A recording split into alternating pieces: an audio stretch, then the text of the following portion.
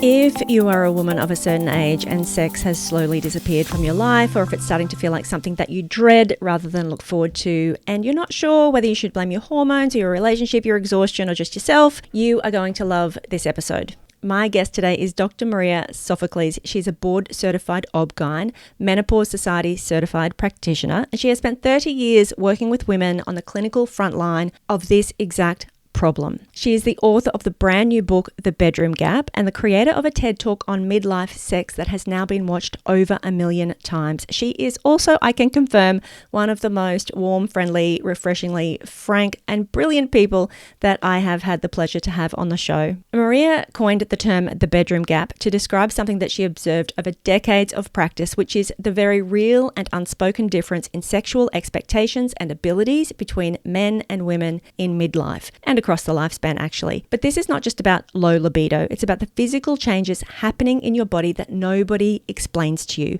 It's the cultural messaging that tells women that their discomfort doesn't matter, and a medical system that created Viagra in 1998 but left women largely without any equivalent solutions, and the shame that keeps so many of us from even raising the subject with our doctors. In this conversation, Maria breaks down the physiology of what is happening in our bodies at this time in a way that is illuminating and honestly a lot less bleak than you might expect, because it is very treatable. We also talked about what is happening with our younger generation, what porn is teaching an entire generation about sex, and how we can start having better conversations with our daughters. I think you're going to love Maria just as much as I do. Here she is to talk about the bedroom gap. Maria, welcome to the Crappy to Happy podcast. Thank you. I'm so glad to be here, Cass. I have been very fortunate. You were very generous in sharing with me a manuscript of your upcoming book, The Bedroom Gap. I have spoken to you in the past, and I've told you that I had Dr. Louise Newson on the podcast twice, talking about menopause and the issues confronting menopause and the benefits of hormones, etc. But one thing we did not touch on, really, was the sexual aspect of it. We talk about low libido, but we don't really talk about the physical difficulties associated with sex that come up at this time of life, which is why I'm so interested to see your book coming out and the work that you do and the things that you talk about. So having said all of that, can you first explain for the listeners, Maria, what is the bedroom gap? Absolutely. The bedroom gap is a concept, really, about the difference in sexual expectations and abilities and perceptions around sex that heterosexual and homosexual couples can have different partners, but it's very particularly problematic in heterosexual couples where men are fed certain expectations about sex and scripts about sex, and so are women. And we're fed this as children, we're fed this in the media, we're fed this through sex ed, and we take this information and we go become sexually active couples, partnered sex. And it's like we follow these scripts. But then in midlife, our bodies change, right? Testosterone drops for men 1% a year. Women undergo menopause and their estrogen and testosterone drop pretty dramatically. And this has changes in the brain in terms of our libido. This has changes in vaginal health. This has changes in erectile function and sperm count and all that stuff too. So both parties are having changes and they're trying to navigate it. And you couple this with really poor communication skills around sex. We're actually taught not to talk about it. Now couple this with big pharma, which has wonderful meds for erectile problems, not so much for women. So now the playing field is uneven. The bedroom gap is widened. And now add 4,000 years of history that teaches us that sex is for men. They have needs. Women, if they're in pain or miserable, should probably just be quiet and deal with it. And you get this disconnect that really is relationship wrecking, self-esteem wrecking. And so The Bedroom Gap is a great little book looking at all of that. Yeah. And how do we rewrite the rules of sex for ourselves as we go through perimenopause and menopause? How do we make sexual pleasure actually a priority and part of our overall wellness goals? Because I think sexual health is a pillar of health. And there's lots of scientific data to support it, Cass. When you're sexually active, when you have a good relationship with intimacy, affection, mutual respect, you have lower depression, lower anxiety, lower stress, you live, lower blood pressure, all kinds of stuff. So all that is wrapped up into this little book. It just came from that concept that I sort of coined about. I thought the term bedroom gap was the right term because it sort of encompassed all of it. It's a lot more than an orgasm gap. Yeah. It's really relationship and society.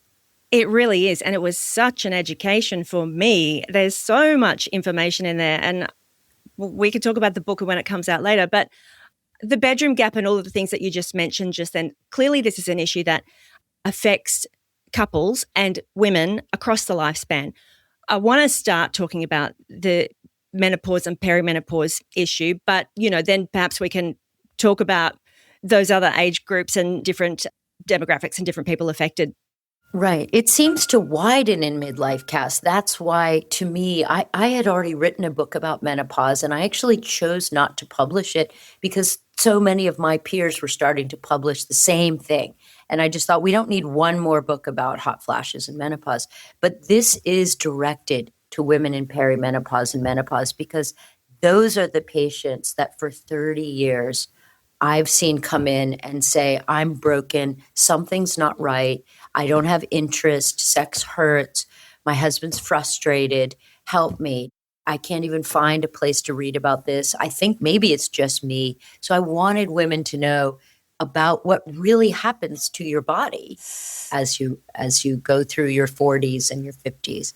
That's why, even though you're right, this could be read by a woman of any age, it's really that 40 to 60-year-old woman who's putting her hands up going, I'm so frustrated. I think I just want to watch TV or scroll my Instagram feed and go to bed. Yeah. And I want them to know you don't have to do that. You don't have to throw your arms up. You can understand what's going on, and you can build little micro habits that change it and take little baby steps to turn that around. Yeah, that's the important part. So, Maria, what happens to women's bodies? We know that there's a loss in libido. We know that can be hormonal. I just don't have interest. But when I do have interest and I want to have sex and it isn't working like it used to, what is actually happening? Sure. So the physiology of what's happening is when there's less estrogen. Estrogen is a growth hormone. It's food. It's literally food for our tissues. And on my TED Talk, if you care to link that, yes, there's a little part of it with a wonderful animated video that a woman created for my talk about what I see when I look at a vagina of a woman who's lost estrogen. That deep, dark pink becomes pale or even yellowish. The blood vessels leave, so the moisture leaves, the collagen breaks down, so the ridges flatten. I mean, this sounds very depressing, but this is actually what happens. And when you lose collagen, you lose elasticity. So, of course, things hurt. When you lose blood vessels, you cannot bring moisture into the vagina, even if your brain is turned on. So no matter how much you say, I'm loving this, I want to have sex, I want to have moisture, there aren't enough blood vessels to bring moisture. So lubes certainly help, thank goodness, and there shouldn't be any shame about using lube. But lubes are a Band-Aid, and the real way to fix it is to fix the problem, not put a Band-Aid on it. So the real way is actually vaginal estrogen, which we know is safe for literally every female on the planet, everybody with a vagina on the planet. And vaginal estrogen or a CO2 laser or even a couple of other medications that have been made that will turn on the production of estrogen and bring back blood vessels. That's the crux of it, is the loss of blood vessels and the breakdown of collagen. And when that happens, the opening in particular becomes constricted, tight, uncomfortable. Once something's uncomfortable, our brains the next time say, actually, I think I'd rather do something else, or we get nervous and tighten our pelvic floor muscles. And that's called vaginismus, a kind of awkward, odd word that reflects that psychogenic repulsion and desire not to have pain. Again, go figure, right? I mean, what happens when we rip off a Band-Aid and it hurts? The next time you go to pull a Band-Aid off, you squint your eyes and you raise your shoulders and go, oh God, it's going to hurt. Women do the same thing with sex. So not only do we have to fix the tissue with estrogen or laser or other meds, we have to undo that ouch response. And you can do that with a pelvic floor physical therapist or with what we call vaginal trainers or dilators. They're like little fake silicone tampons or penises that you work with. I mean, this may be TMI, I don't know, but this is how we do it. This is how we do it. If you come to me as a patient and say, I can't stand it, it hurts, I'm probably going to see the dryness, the lack of the ridginess, and I'm going to say you have something. In the old days, we called it vaginal atrophy. The new term is this big, long-term genitourinary syndrome of menopause, which I hate because who wants to be told they have a syndrome, But the nice thing about the term is it also implies what's correct, that when we lose estrogen in the vagina, we also do in the bladder. And when you don't have the support of estrogen and all those beautiful blood vessels in the bladder, you get urinary tract infections more often. Your vaginal microbiome shifts, and you don't have protective bacteria in the vagina protecting the bladder. See, the opening to the bladder is actually in the vagina. People forget that. So when you don't have vaginal health, you actually lose bladder health too. Wow. Because the good guy bacteria aren't there to protect the bad bacteria from getting in. I hope I'm not confusing all the listeners. But you need it. You need estrogen for both bladder and vagina. And this is why much older women get UTIs, urinary tract infections.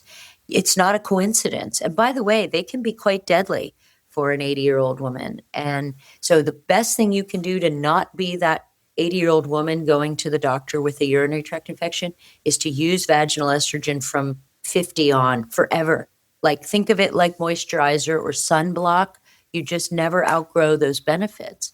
Same with vaginal estrogen. I don't work for the vaginal estrogen company, I promise. But you know what occurs to me, Maria, is that, it's much easier now for women. I mean, getting better for women to be able to go to the GP and ask for hormone replacement therapy. And thankfully, we're starting to shift away from all of that really damaging messaging that, causes cancer. Right, all of that sort of stuff. So we don't need to spend time going over that again. Listeners can go listen to my Dr. Louise episode about that. But, GPs, and slowly, they're coming on board. But typically, they will give you an estrogen gel or a patch, and they might give you something like a progesterone, like a Mirena for progesterone or a progesterone tablet. In my experience, and from the women, my friends and who I speak to, offering vaginal estrogen isn't standard. That's not it's upfront, off the bat. And women wouldn't know to ask for it. Can I tell you why? Yeah, go. Please do. And this relates to the bedroom gap, and what is the message in this little book is that it's not that we don't have a good option. We can't even blame pharmaceutical companies. It's been out since the 1940s. Can you believe that? It's a cultural shame and stigma around female genitalia. We don't even say the word. And in America, it's now censored off of our social media. Oh, my If you word. and I post too much with that V word, we're going to be asked to please take down the episode of Crappy to Happy. Really? Yeah, I'm not kidding. There's censorship.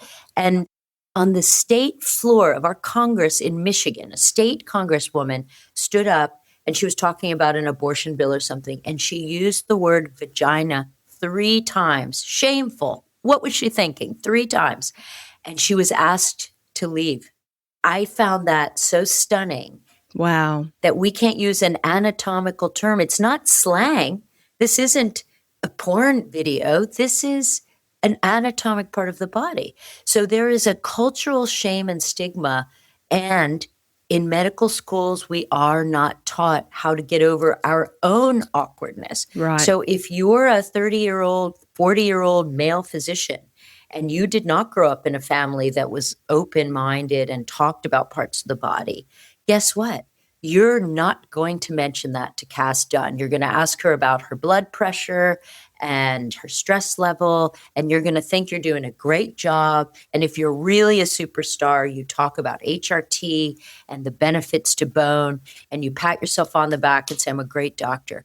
But 69% of people have never spoken to a doctor about sexual problems. And the reverse is true too. Most doctors will not preemptively bring sex up. They feel it's just not part of health. It's not something on my radar. And guess what? They hope you don't bring it up. But if you do bring it up and your doctor says, well, I'm giving you HRT, so everything's going to be great. Let me warn you. HRT, and I'm a big fan. Louise Newsom and I are both cheerleaders for this.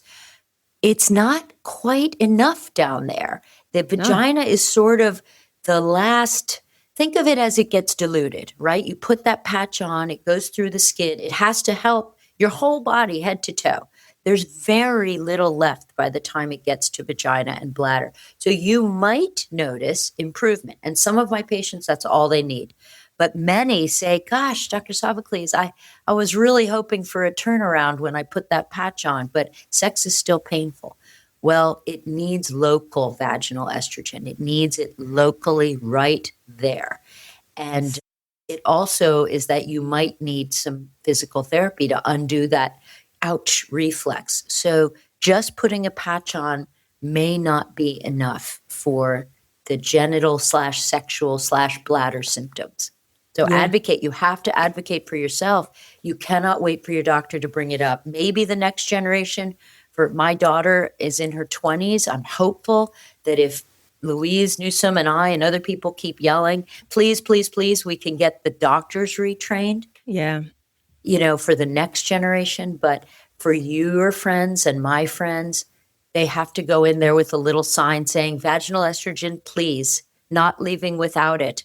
And if they don't get it, and if they're dismissed, they should just smile and go to another clinician. They shouldn't wait. Even if that doctor was a lovely person who delivered their babies, good for them. But right now, they're not serving you. Yeah. One of the other issues that we have discussed before is not just the benefits of HRT or replacing, with bioidentical hormones, but the risk of not. And you just mentioned about the bone density. And of course, there's lots of risks of not replacing those hormones.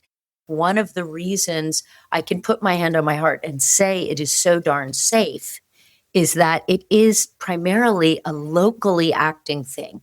And so we can use it for specific things. We don't overpromise and say it will make your legs longer and make your wrinkles go away. Yeah. I would love it if it would. And there are plenty of people who now put it around their eyes and face and all that. Really? Oh, yes. Are you kidding? That's a big trend in the United States now.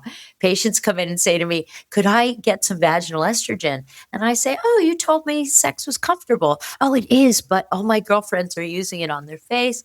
And the truth about that is that we have some little small early studies saying, oh, it may stimulate collagen, and we all want fewer wrinkles. But you do need to be careful. These aren't big, properly done studies. Yeah. And it's possible that you could be giving yourself more estrogen than your uterus wants, and you could start having some bleeding. So tread lightly with that. And to me, you want to use retinols and things that have a lot of data before you go throwing that on your face. So, although, look, I get it. I love the idea of something that really works for wrinkles, right? So one of the big issues that has a big contributing factor to this whole bedroom gap has been the gendered, lack of attention to women's health by the medical profession forever. To that end, now we know that women experience these very real, very biologically, not just psychologically, but biologically, physiologically, problems with sex in middle age. So do men. When men started they noticed that men had problems with sex in this age group. Lo and behold, of course, immediately they developed a solution to that. And in the form of Viagra. But there has not been, to date, we've got vaginal estrogen, but of course women's issues have not been addressed in the same way by the medical profession. And in fact, what was really stunning to me, what's so obvious, is that this solution for men only makes the problem for women so much worse, widens that gap. Can you talk about the reality of that? That is exactly what inspired the writing of The Bedroom Gap. I first wrote it as an article for a magazine called Viagravation, How Viagra Widens the Bedroom Gap. And then I morphed that into a TED Talk and then into this book. Right. And look, Viagra didn't intend to make a mess in middle-aged bedrooms or any bedrooms, but it was a highly profitable blockbuster drug. At the time, it was the most successful drug launch in history. It was a blood pressure drug that accidentally also prolonged erections as a side effect. So Pfizer quickly said, holy cow, we have stumbled across gold. And they hired a brilliant spokesperson. Bob Dole their brilliant marketing team hired this veteran politician, and he gave a famous ad and told men across America to find the courage to treat their shameful condition.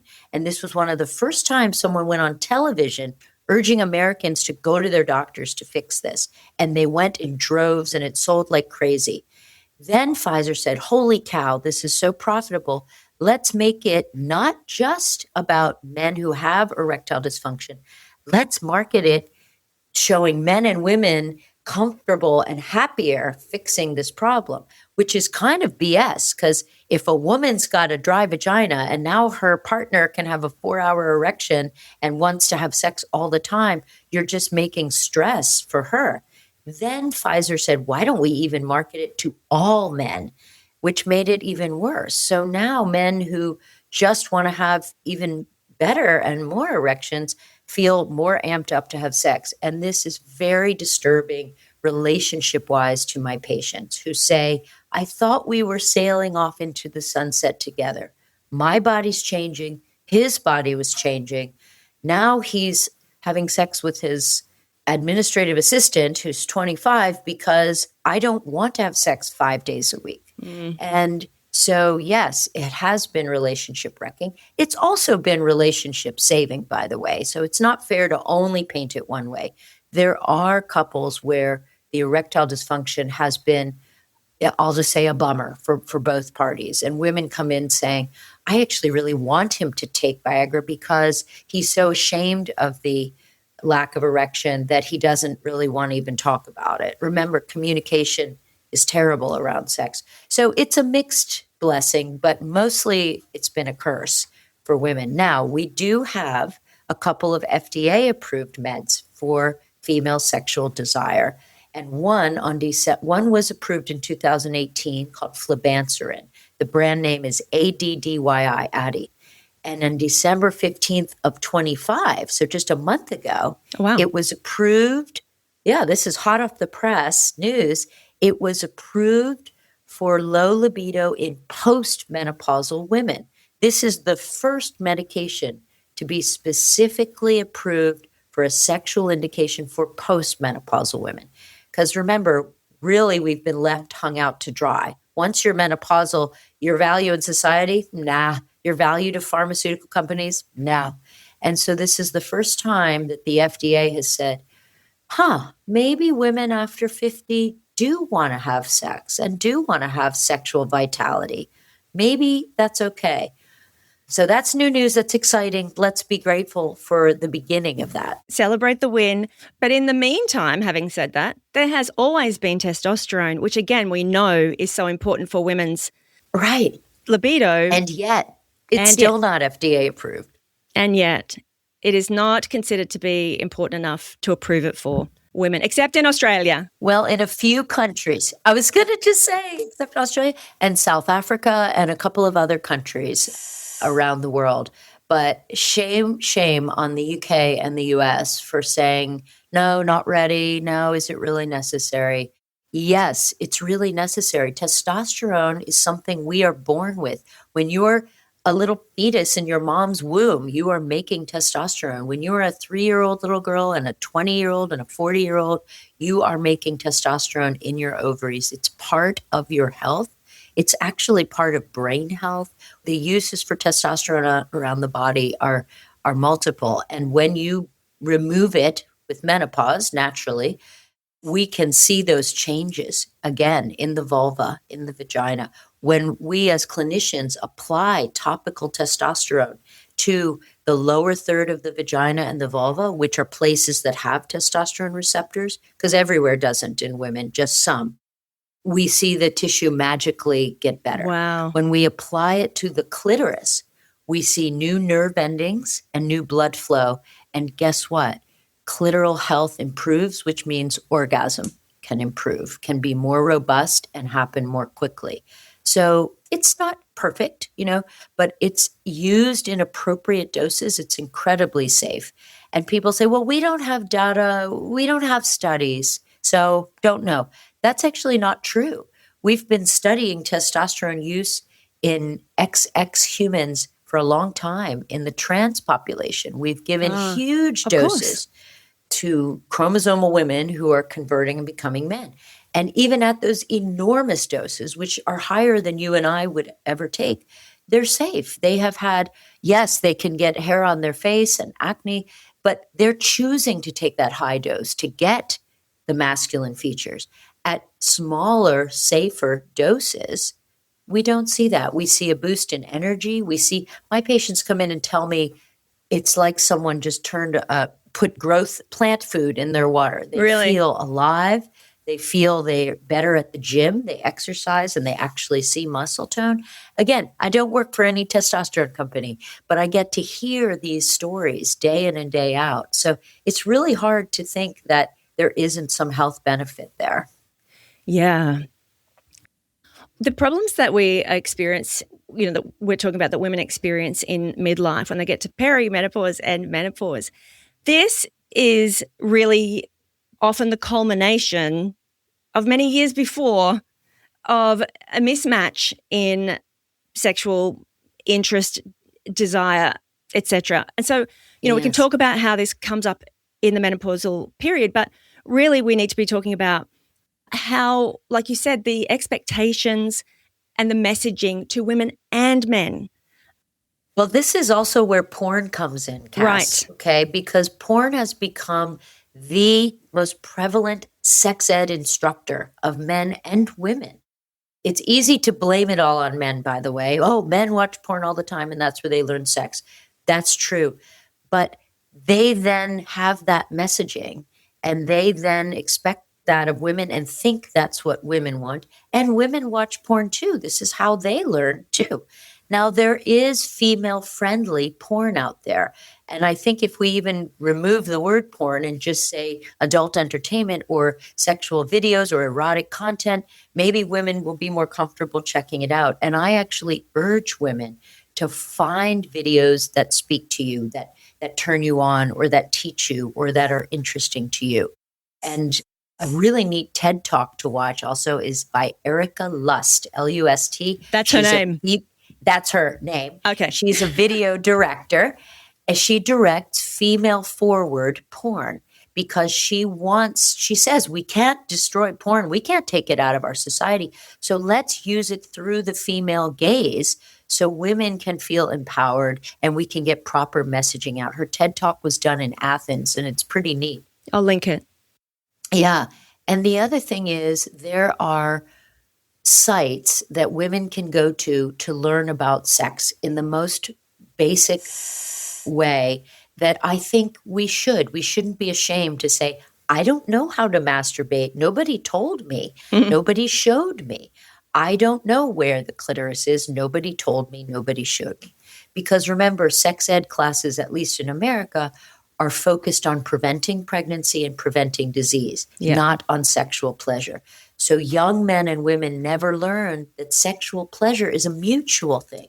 They learn that you do this script, these series of actions until the man ejaculates and then you both collapse exhausted. And that's how we evolved. That's it. The evolution can stop. Mm. And when big porn, Erica Lust refers to big porn, meaning there's several companies that sort of own and dominate the industry. They're very profitable, and they're all videos through the male lens, male-directed for men. And unfortunately, they're so prolific and they're so prevalent in our society that that's what people assume sex is supposed to be. And this has dangerous effects too, because there are trends like choking that have become very popular, especially on college campuses, and resulted in the UK and the US in aggressive kind of assaults because men thought that women liked choking because they saw it in a porn video. I kid you not.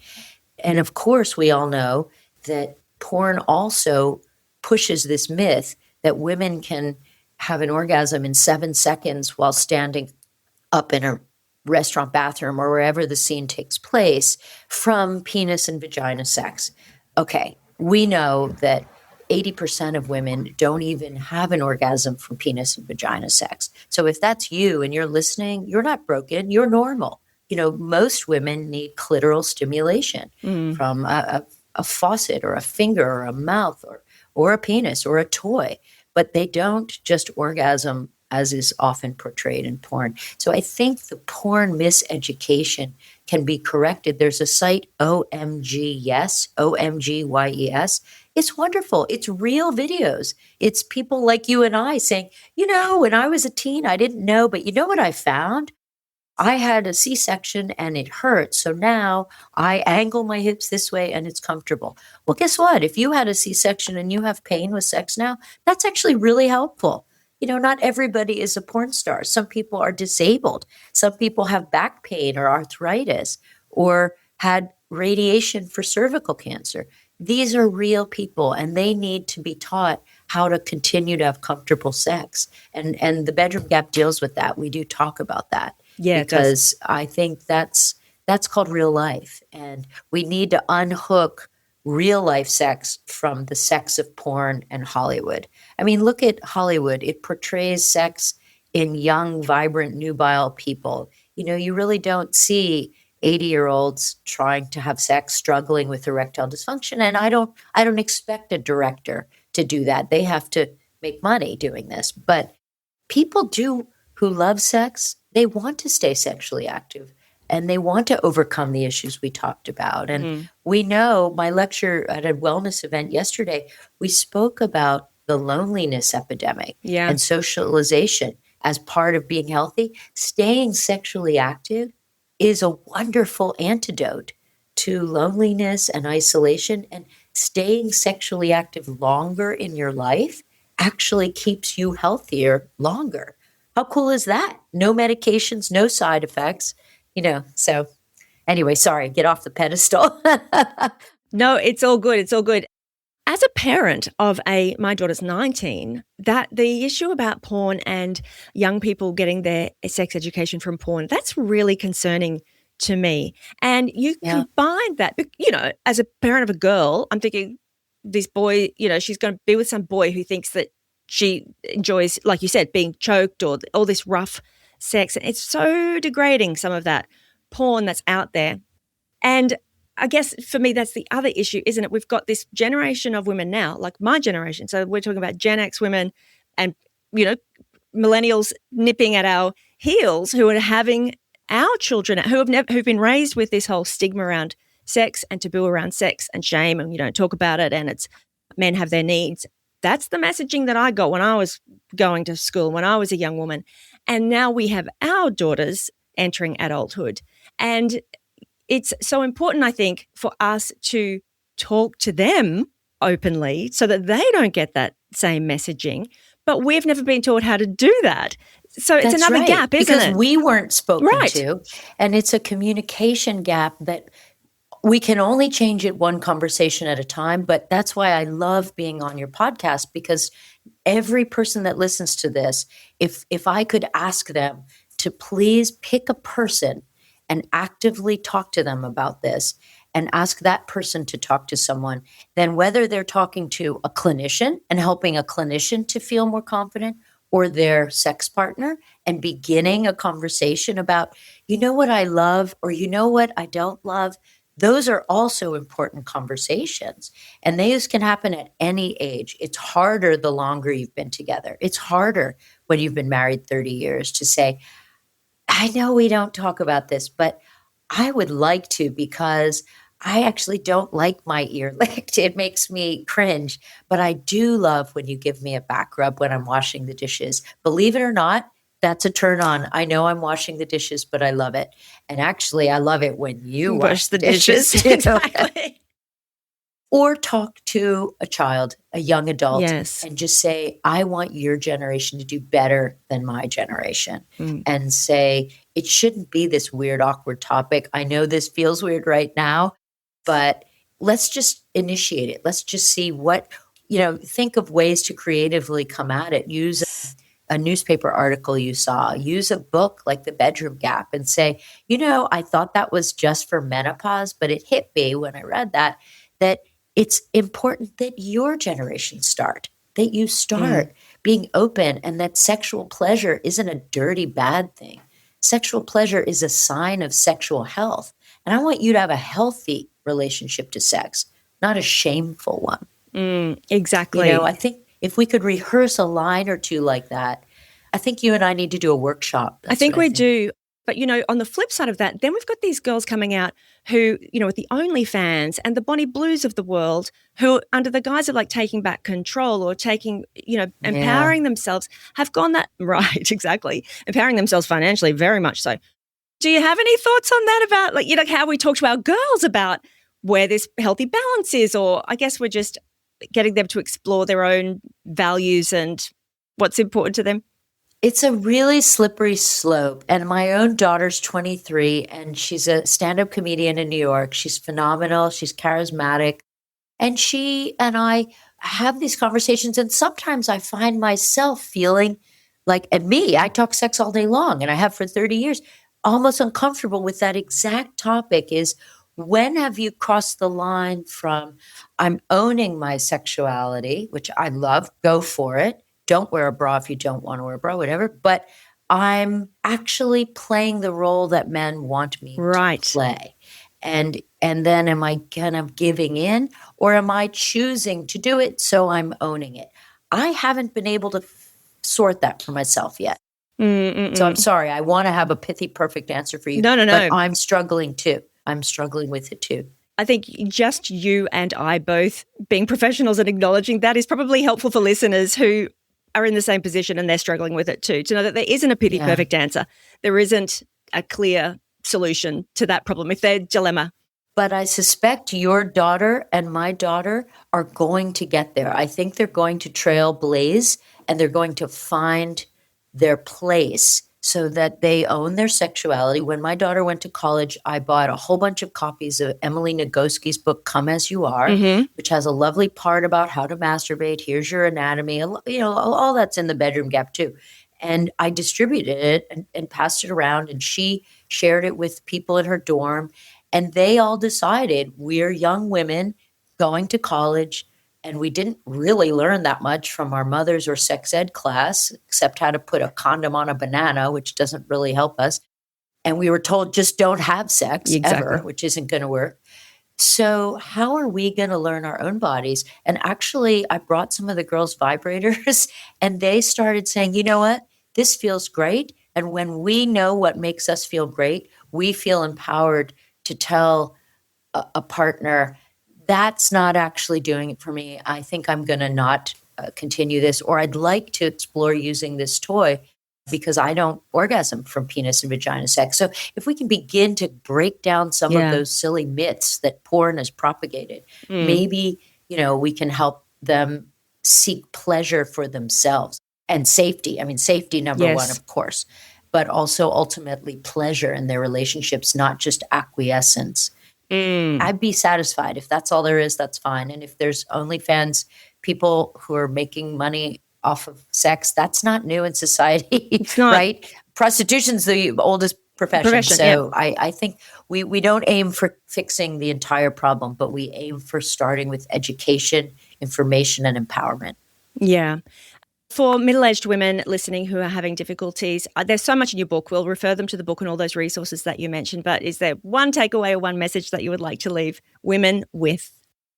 Yes, that sexual pleasure is yours to claim. You don't have to dread sex. You don't have to say, oh gosh, I have to do it for him or for my partner. Same-sex relationships, same goes. You can, with some communication and even a tiny little micro habit like just cuddling, reframe sex for yourself, redefine it, and make sure that pleasure is in your life, because pleasure is a stress reducer. And sex is happy. Sex should be about play and happiness, not about dread and pain. And obligation. You can find me on Instagram if you want to ask me a specific question. I love answering people's questions. So I think it's Maria Sophocles, MD on Instagram. You can find me on LinkedIn and ask me a question. I love to help you just pivot from sex has become something negative to something positive again. It's really possible. You just have to look in the mirror and say, I can do this and I do want this. Yeah. Thank you so much for that. And if they ask questions, would you come back on the show and answer some more? If I collected? Oh, I guess so. But why don't we do it in person, Let's Cass? do that. Let's pick our city. I'll collect questions and we'll arrange a city to meet and we will do a Q&A. Q&A. Yeah, I have done that. I'm actually doing that this afternoon, and listeners love it because it connects all this dialogue to them. Yes. And I'd love to be there for your listeners. Yeah, of course perfect. I would. Thank you so much for your time and your work, Dr. Maria Sophocles. You're welcome. Thanks, Cass.